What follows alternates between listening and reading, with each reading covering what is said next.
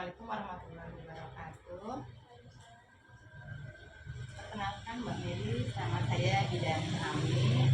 Saya hari ini melakukan kunjungan PNC, kunjungan nifas ke Panjenengan.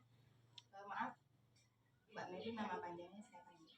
Mary Astuti. Mbak Meli, hari ini saya melakukan Pemkes, pendidikan kesehatan, di mana dengan ntar mau diambil gambarnya, dengan apakah bersedia?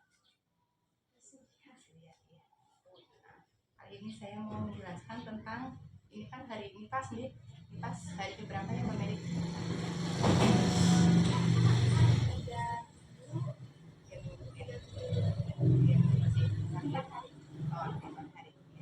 Dimana pada saat nifas itu biasanya ada tanda-tanda bahaya pada ibu nifas. Dimana yang pertama adalah satu ibu di sini udah pernah baca buku kayak sebelumnya? Juga dibaca sedikit ya. Tanda bahaya pada ibu nifas yang pertama adalah perdarahan lewat jalan lahir. Nah, dimana ibu nifas itu memang terjadi perdarahan biasanya kan keluar darah namanya darah haid itu kan terjadi. Tapi kalau perdarahan berarti darahnya itu lebih dari biasanya ya, dari biasanya. Misalkan mungkin jenengan setiap hari itu ganti pembalut berapa kali? Dua doang, tapi sedikit, nggak banyak. Sedikit biasa. Oh, biasa, masih normal ya. Kalau misalkan perdarahan itu berarti darahnya itu seperti hari menstruasi hari pertama. Biasanya kan banyak, tapi ganti balut sampai mungkin 3-4 kali. Nah, kalau misalkan berarti pembalut sampai satu pembalut itu penuh, itu namanya perdarahan. Tapi kalau itu tidak terjadi pada jenengan kemarin kan ya? Enggak ya. Terus tanda bahaya yang kedua adalah demam atau panas itu lebih dari 38 derajat Celcius. Pernah mengalami demam selama nifas ini? Enggak ya. Tanda bahaya yang ketiga adalah keluar cairan berbau dari jalan lahir. Tadi kan namanya perdarahan. Kan ada namanya kalau ibu bersalin namanya lopeya.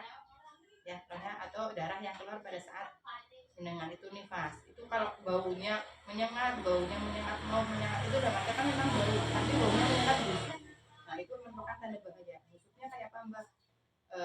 Jenengan kan pernah tahu darah ya. Darah kalau di lama-lama enggak itu kan baunya nyengat banget.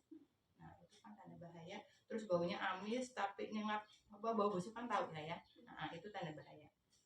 Terus selanjutnya tanda bahaya adalah ibu payudaranya bengkak, merah serta rasa sakit. Selama ini pas minum teki sampai nggak terjadi? Nggak ada bengkak ya. Berarti lancar asinya. Setiap minum netekin itu lancar. Bergantian payudara kanan, payudara kiri cara netekinnya? Bergantian. Lebih sering yang sebelah kanan. Terus untuk asinya biasanya dengan itu kasihnya berapa jam sekali satu payudara?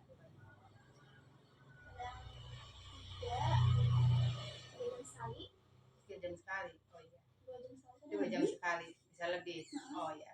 Nah, terus kalau telah dikasih 2 jam, dedenya kadang berapa jam lagi minta ditetekin? Bobok. Oh, sebangunnya. Tanda bahaya yang selanjutnya adalah tadi ibu nyeri ulu hati, namanya nyeri ulu hati disertai rasa pusing, terus kakinya mungkin bengkak, ya kaki bengkak, tangan bengkak, bisa juga dengan ada kejang. Ibu pernah kayak gitu enggak Bu? Nah, itu namanya tanda bahaya preeklamsi pada ibu nifas. Biasanya itu ibu nifas mengalami preeklamsi bila mana tensinya pada saat hamil itu tinggi Bu. Mbak Miri pas hamil tensinya tinggi enggak? Enggak ya, enggak pernah ya. Yang sering malah rendah ya. Nah, jadi kalau tensi tinggi itu biasanya pada saat nifas itu bisa juga terjadi namanya preeklamsi atau keracunan kehamilan. Itu apa? Akibatkan karena hamilnya itu dulu tadi tensinya tinggi, itu apa? Langsung berlanjut ke masa nifasnya. Tapi alhamdulillah Mbak Mary enggak ya. Ya, berarti enggak. Gangguan yang terjadi pada saat nifas selanjutnya adalah ibu sering terlihat sedih, murung, menangis tanpa sebab, atau mungkin depresi. Pernah dengar postpartum blues? Belum pernah. Baby blues mungkin? Oh, baby blues ya. Baby blues atau postpartum blues itu namanya apa? Gangguan pada saat ibu nifas. Di antaranya tadi rasa sedih, terus apa? murung, tidak mau menerima bayinya, nggak mau netekin. Nah itu mungkin bisa terjadi nih Bu. Kadang bayinya nangis tapi dibiarkan aja, malah kadang nggak peduli sama bayinya, ya. Bahkan sama ibunya dengan pun kadang nggak merawat. Dalam artian mungkin nafsu makannya berkurang kayak gitu. Itu bisa terjadi juga. Selama ini dengan sampai 25 hari ini gitu, masa nifas ada gangguan seperti itu enggak? Ada sekali sendiri. Itu karena apa Mbak biasanya? Nangis sendiri tahu-taunya itu mungkin lagi memikirkan apa gitu. Kan pindah. Oh pengen pindah. Pengen pindah rumah. Oh berarti jenengan selama ini sering naiknya karena ada masalah yang lain, bukan masalah pada bayinya ya. Memang masalah lah nggak betah gitu Bu.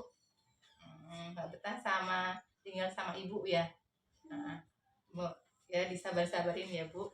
Nyatanya tinggal sama mertua ya mau nggak mau ya. Ada perbedaan sedikit ya nggak apa-apa, tapi tetap harus disikapi. Ya. Semoga walaupun itu tapi tetap nyaman ya Bu. Masih nyaman ya. Ntar tinggal sama suami aja mungkin Bu. Kalau ada rezeki mungkin ya bisa besok ngontrak sendiri nggak di tempat dua barang ya. Amin ya. Terus untuk tanda bahaya yang lain bisa terjadi juga Bu pada ibu nifas adalah pembengkakan di saluran pembuluh darah atau vena ya. Pembuluh darah vena bisa di tangan bisa di kaki. Biasanya itu terjadi kalau sering ya, terjadi saat nggak sehat ya Bu, dijaga kondisinya bayi dan ibunya, makannya juga ya, makannya harus banyak, istirahatnya juga harus cukup biar asinya tambah banyak ya Bu.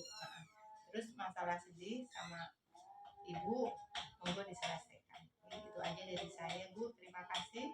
Assalamualaikum warahmatullahi wabarakatuh. Terus ditetekan ke bayinya secara rutin. Tadi kan bilangnya pas awal sampai 3 jam. Maksimal itu kalau ditetekan 2 jam sekali ya Bu. Itu maksimal. Atau kalau bilang on demand atau ngecil.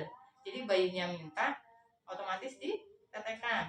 Bahkan mungkin untuk misalkan bayinya tidur udah 2 jam asinya penuh, bayinya tetap harus dibangunkan supaya menetes. Jadi apa? Kalau menetesnya kurang, otomatis berat badan janinnya ntar ya bayinya kurang. Pada saat ditimbang harusnya maksimal, karena dia kebanyakan tidur, otomatis tadi bayinya malah berat badannya tidak sesuai umur kenaikannya. Nah, itu sudah saya jelaskan Ibu tadi tentang tanda bahaya pada ibu nifas, perdarahan ya, dari jalan lahir, infeksi juga. Terus tadi ada postpartum terus ya. Nah, mungkin Ibu sudah jelas atau mungkin ada yang ditanyakan? Nggak ada ya. Kalau udah jelas saya tanya ya Bu, tadi tanda-tanda bahaya pada ibu nifas ya, dalam artian apa aja? Pendarahan. Ya.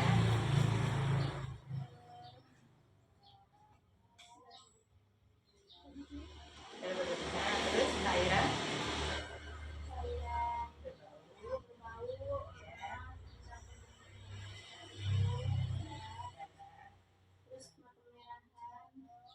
payudara kemerahan ya. Oh iya, tanda-tanda infeksinya ya. Demam ya Bu. Iya, terus ada gangguan tadi mungkin rasa sedih. Iya, biblus ya. Iya. Cukup paham ya Bu. Nah, kan Ibu punya buku KIA nih. Nah, di sini kan banyak ilmunya ya Bu. Nah, Ibu bisa baca-baca ya. Bisa baca-baca. Ntar apa? Kalau misalkan kurang jelas bisa ditanyakan pada saat ketemu sama saya atau mungkin pada saat pakai WA boleh ya Bu. Ya udah Bu, demikian pendidikan kesehatan dari saya ya.